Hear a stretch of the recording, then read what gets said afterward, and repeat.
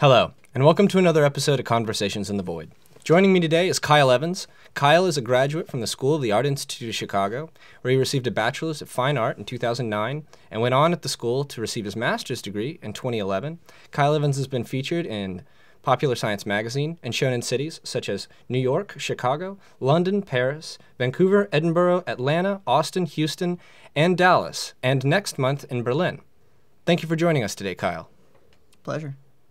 So I want to start this off just being that you're a new media artist, and I feel that, at least for myself, and I believe a lot of other people, there's a great deal of mystery shrouded in the whole process of what constitutes new media, specifically what you're working with and who you're involved with. So I thought maybe you could talk a little bit about this whole process of new media that you work in. Sure. Well, the area of new media art that I work in is what would be described in Chicago as dirty new media art, which is trying to explore outside the context of traditional new media art, which is usually structured with clean cut, soft edges, trying to create a scenario where technology is flawless, when in reality everyone knows that it's not. Think of the clean cut look of your iPhone or something like that, and we're trying to escape that those types of norms, working with technology that has maybe been abandoned or technology that is not regularly utilized anymore at all. So, and also utilizing noise more so than signal, I would say, in the process. So that's where the term dirty comes from. So trashed media and escaping this norm of traditional new media, I would say. Sure. So like really experimenting and reappropriating, repurposing the obsolete. Absolutely. Yeah. A lot of it has to do with repurposing old technology. So specifically, I do a lot of work with CRT televisions. They've been completely abandoned at this point in mass, almost. Very rarely used anymore at all, but replaced by the flat screen television. But I still think they're incredibly interesting devices. You can do so much with them, especially exploiting the qualities that are intrinsic to them, so opening them up and altering their insides.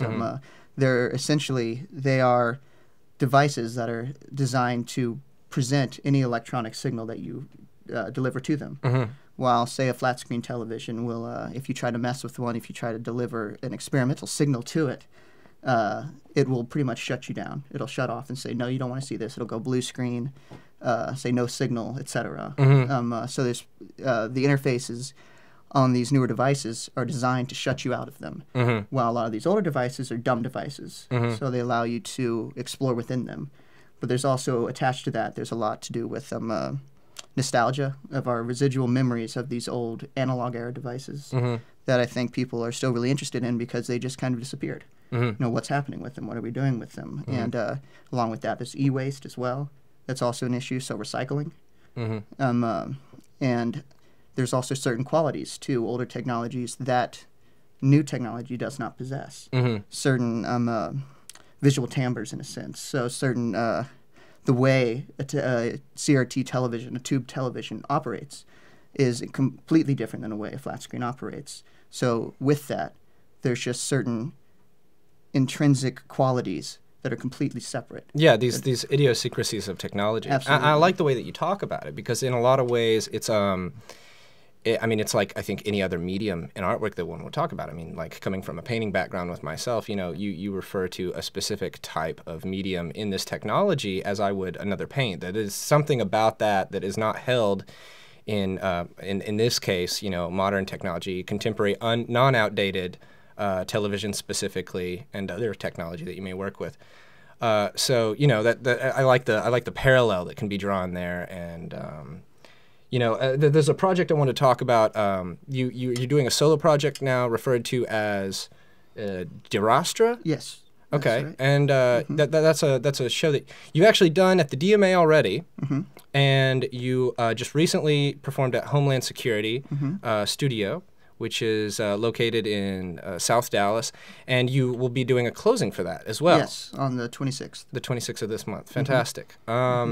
And you're going to be doing the same thing later, just after that, in Berlin? Yeah, that's right, at Transmedial, which is a large new media arts festival in All Berlin. Right. Can you describe this project a little bit? Sure, absolutely. This is an experiment with hybridization between new and old technology. So working with the CRT television and what it can do applied with in combination with digital technology, so like computer programming. So working with a television and altering its insides so that it can communicate with a computer in a sense, or a computer can communicate with it and create visualizations that are only capable on a CRT device, but being driven by a computer. So also involving other things like more advanced things like microcontrollers or accelerometers, which senses movement and tilt, or force sensing resistors, which can sense pressure, things like that. So to create a device that's a little bit more performative. So what I've done is actually apply all this digital technology to the internal structure of the television itself, and it can communicate with a computer externally. I wear this actual instrument on my body as if it's a guitar in a sense, so it becomes like a musical object. Right. And I'm able to perform with it, creating these visualizations as well as sound, all in real time. And what this does is you get the visualizations that are so interesting with televisions that you can do by modifying them in all sorts of different ways, which comes in a long tradition from back to Ben Leposky in the 1950s, who used to do experiments with oscilloscopes, experimenting with analog computers and mathematical formulas to create visualizations, all the way up to Namjoon Paik doing experiments with magnets and CRTs. And now I'm doing this project, but trying to make all this process as performative as possible. So trying to bring everything into the real time, but in an interesting way. So I don't want to just be sitting behind my computer, typing, moving a mouse while visualizations are displayed on a television. Yeah. I want to actually perform the television itself. The television is the device. So trying to concentrate all these aspects into one unit, which is myself as a performer and the television altogether. Right. I mean, then you become more of a puppeteer of the objects rather than sitting on their own, as a sculpture in a way that I guess, would be more just object to viewer interaction. This is yes, certainly performative, and that's predominantly the type of work that you're doing. Yes. Excellent. Absolutely. Excellent. Yeah. And so do you have any projects outside of Berlin? Do you have anything else coming up in the near future? I'm always doing projects with my collaboration, Cracked Ray Tube, which started out of Chicago with the person I work with, my collaborator, James Connolly. He's living in Chicago now, also a graduate of SAIC. This is also an experiment with outdated technology as well. I'm working with televisions. He's working with VGA monitors, old computer monitors. Right. So we both have them modified. I experiment with video transmission. Ever since the digital transition of video transmission, it cleared up the airwaves for DIY transmission. So I experiment with that by adjusting a transmission and trying to actually exploit what we see as a fuzzy tuning, and using that as a stepping stone to shape visualizations rather than thinking of it as I'm losing an image or I'm not able to see an image. Right. Taking that quality and actually using it as a deconstruction method to then reconstruct something different.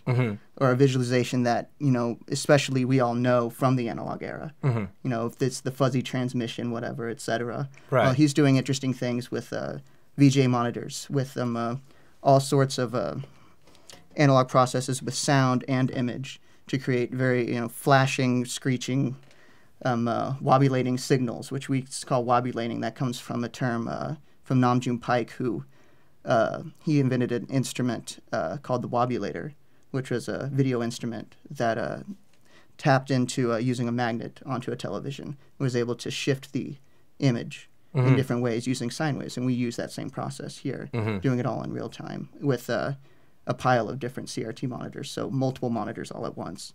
And that project comes out of a lot of the Chicago noise scene. So noise music is definitely a big part of our performance. So it's very, very noisy, very, very aggressive. So it's as if it's an aggressive takeover of this old media, in a sense. Right. And then this is, so it seems that there's a great deal of collaboration by location. You're living in Austin presently.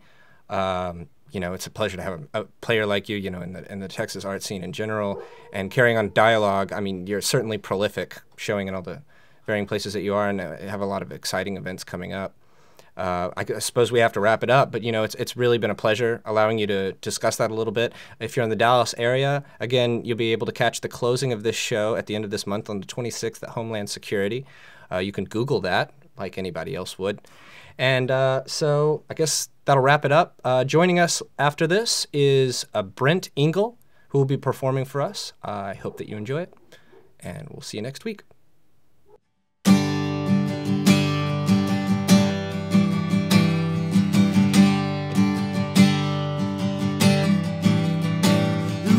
Much that I believe, I was taught that faith is for the weak. But that summer I spent in Jackson changed everything.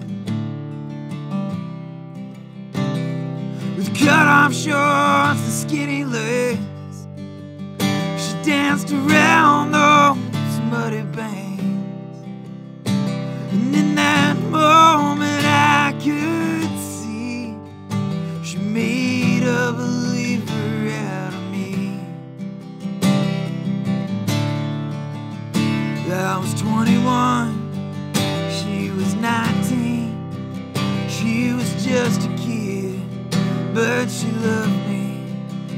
Yeah, we smoked the day and we drank the night, tried each other on till we fit just dry. And I was brutal, at times threatening. Now I'm sober, and I'm sorry. And I realize you were everything that made my stupid life worth living. Back in those golden days,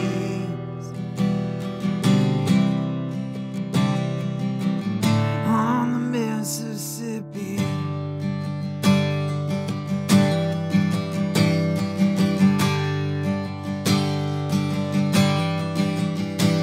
Now here she's out in Hollywood, painting pictures for a living, and I'm just a lonely man, not too concerned with his condition. They say she's married to an actor, and every weekend he takes her dancing.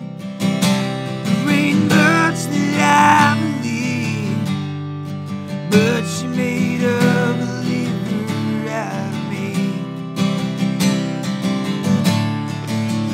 When I was 21, she was 19. She was just a kid, but she loved me. Yeah, we smoked the day and we drank the night, tried each other on till we fit just right. And now I'm selfish, at times demeaning. Now I'm older and I'm sorry.